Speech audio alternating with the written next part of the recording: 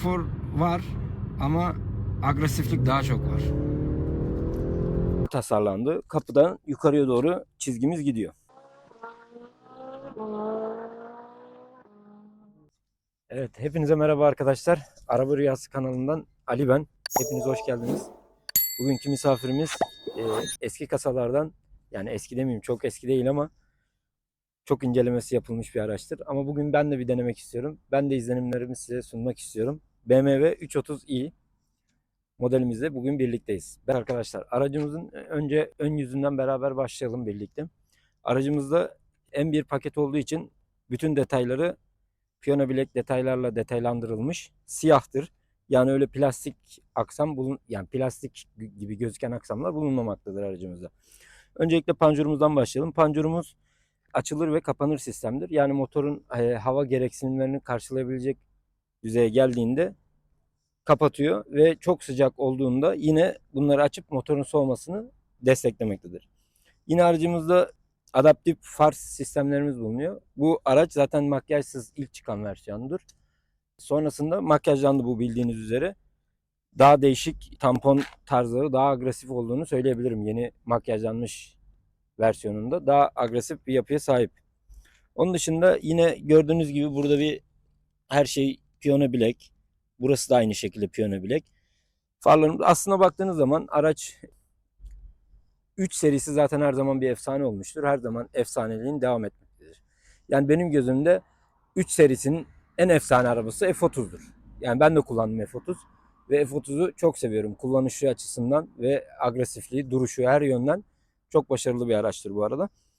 Yine de söylemek istediğim, bu araçta ön tarafında burada önde kamerası bulunmamaktadır. Çünkü aracımızda sadece geri görüş opsiyonu bulunmaktadır. Yani şöyle söyleyeyim, 3 boyutlu bir kameralama sistemi bulunmamaktadır. Bunların hepsi opsiyon dahilinde olduğu için, bu araca konumlandırılmadığı için bu aracımızda o özelliğimiz maalesef bulunmamaktadır. Kaputundaki çizgiler çok agresif ve sinirli duruyor. Yani 3 serisinden beklenildiği gibi. Yani BMW modelleri genel olarak zaten konfora odaklı olduğunu düşünmüyorum. BMW'de her zaman bir sportiflik her aracında bulunmaktadır. Bunda da aynı şekilde gördüğünüz gibi kaputunda agresif çizgiler de bulunmaktadır. Şimdi beraber aracın yan tarafına geçelim. Evet arkadaşlar, şimdi aracın yan tarafına geçmiş bulunmaktayız. Yan tarafında da anlatmam gereken, zaten bunların hepsini biliyorsunuz. Bu araç çok yeni bir araç olmadığı için birçok incelemesini izlemişsinizdir diye düşünüyorum. Ama yine de ben de söylemem gerekenleri söyleyeyim. Yine burada bir M logomuz bulunuyor. Şurada çok hoş bir çizgimiz var. Arkaya doğru uzanan, sert ve agresif gözükmesini sağlayan çizgilerden biridir. Bence çok güzel tasarlandı. Kapıdan yukarıya doğru çizgimiz gidiyor. Yine aracımızda M paketinde bulunan jantlarımız var. Opsiyonel olarak alınmış.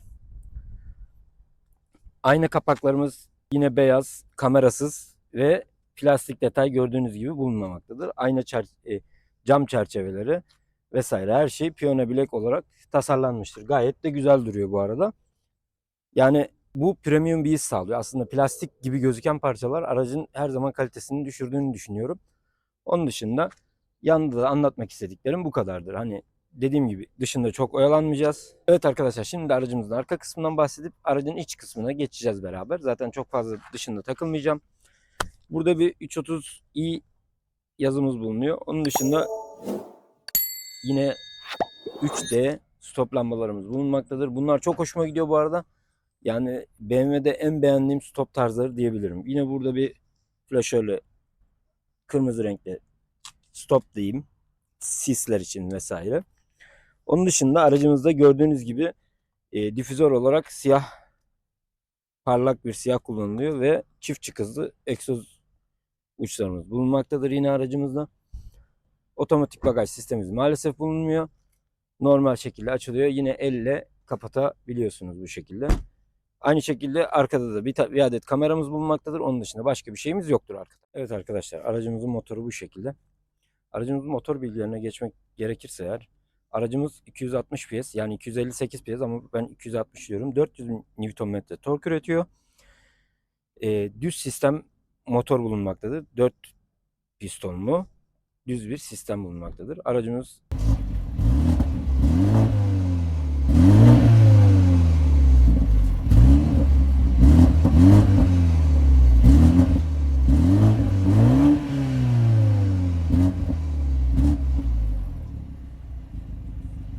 Evet arkadaşlar, şimdi sürüşümüze geçiyoruz. Sizinle birlikte. Öncelikle bu şehir içi bir sürüş olacak. Ve buradaki yollar biraz bozuk olduğu için hem süspansiyonu deneyimlemek açısından hem de size daha iyi yansıtabilmek için burada sürüyorum önce. Hatta şöyle bak, misal Comfort'u aldığımızda, pardon, Eco'yu aldığımızda, Eco Pro diye bir seçenek var. Aldığımızda tablo maviye dönüyor. Bu hoş bir rengi var, güzel. Ama burada tepkiler çok düşük oluyor tabii ki. 260 PS bir araçtasınız sonuçta. Eco Pro'da biraz daha sessiz ilerleyebiliyorsunuz yani. Gecikmeler biraz daha fazlalaşabiliyor bu konuda. Şöyle gördüğünüz gibi bozuk bir yolda ilerliyorum şu anda.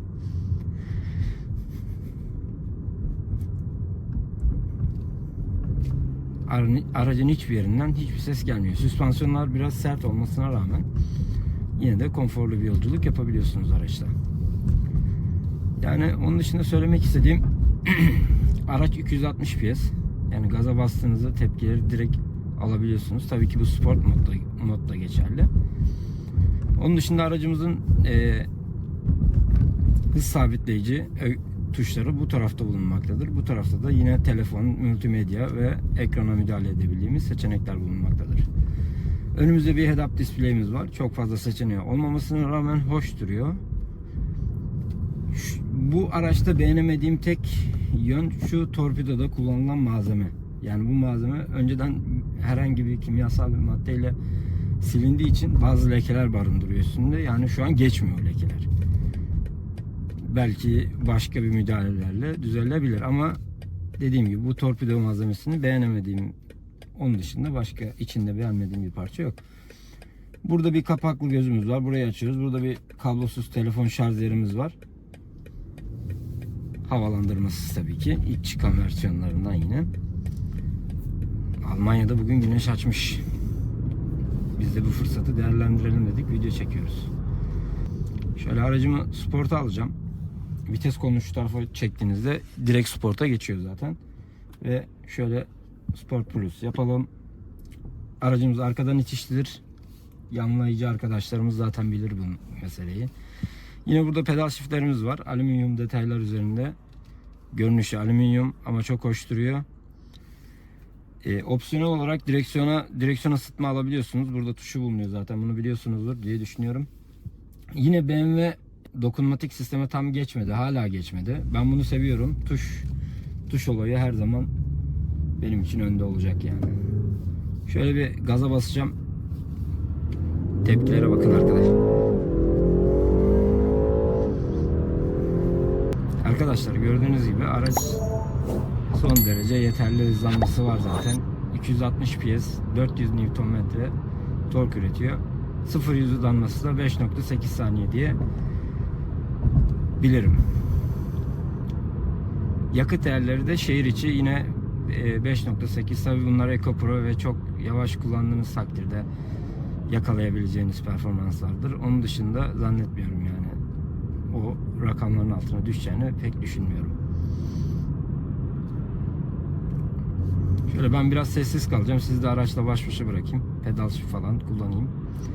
Siz de seyredin aracın hızlanmasını vesaire. Şimdi şöyle basıyorum.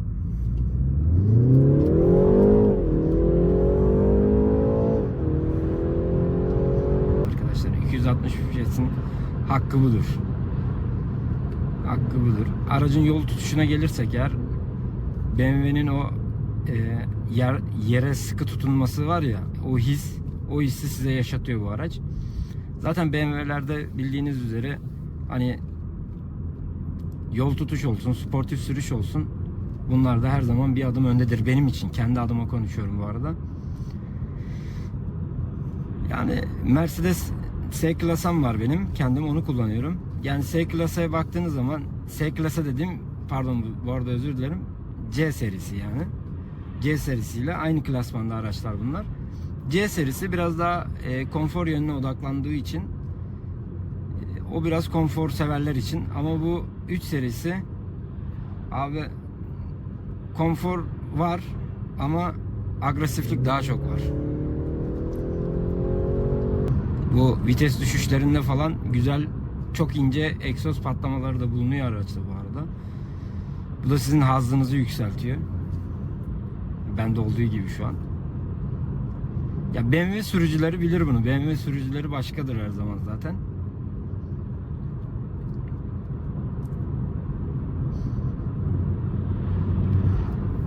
Bir de şunu söylemek istiyorum. Bu aracın misal bu hayalet göstergesi. BMW'lerde bir çizgi var. Bu çizginin dışına çıkmıyor. Neden bilmiyorum. Misal Mercedes'in aynı klasmandaki, aynı modeldeki araçlarındaki hayalet ekranlar benim daha çok hoşuma gidiyor. Bunu söylemekte bir yanlış görmüyorum. BMW çizgisini bozmuyor. Ha, şık mı? Şık duruyor ama değişiklik yapamıyorsunuz. Güzel, yani böyle animasyon şölenleri sunmuyor size. Yani normal, klasik. Mercedes'inkinin daha iyi olduğunu düşünüyorum. Aynı şekilde Audi'de. Audi'ninkiler de güzel.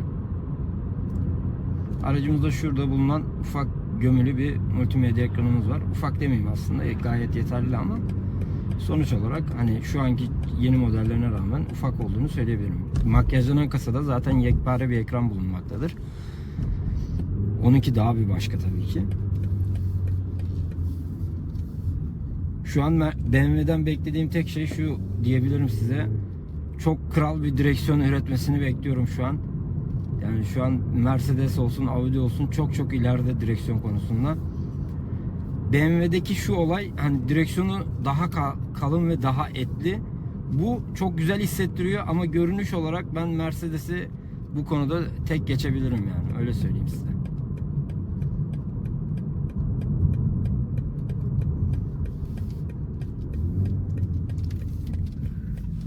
Motor düşüşleri falan, vites düşüşleri falan gayet hissettiriyor. Spor bir arabada yani spor demeyeyim aslında ama yani spor moduna geçtiğinizde öyle oluyor. Yani şu şekilde şöyle yaparsam normal moda geçtiğinde gayet rahat ve güzel bir yolculuk yapabiliyorsunuz aracımızda.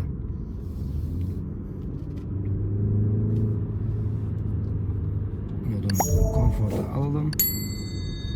Şöyle ufak ufak yürüyelim. Arkadaşlar videomuz bu kadardı. Hepinize çok teşekkür ederim. Kanalımıza abone olmayı unutmayın. Sizin beğenilerinize ihtiyacımız var. Yorumlarınıza da aynı şekilde. Bundan sonra daha farklı araçlarla karşınıza çıkabilmemiz için sizin desteklerinize çok ihtiyacımız var. Sonuç olarak burada bir emek veriyoruz.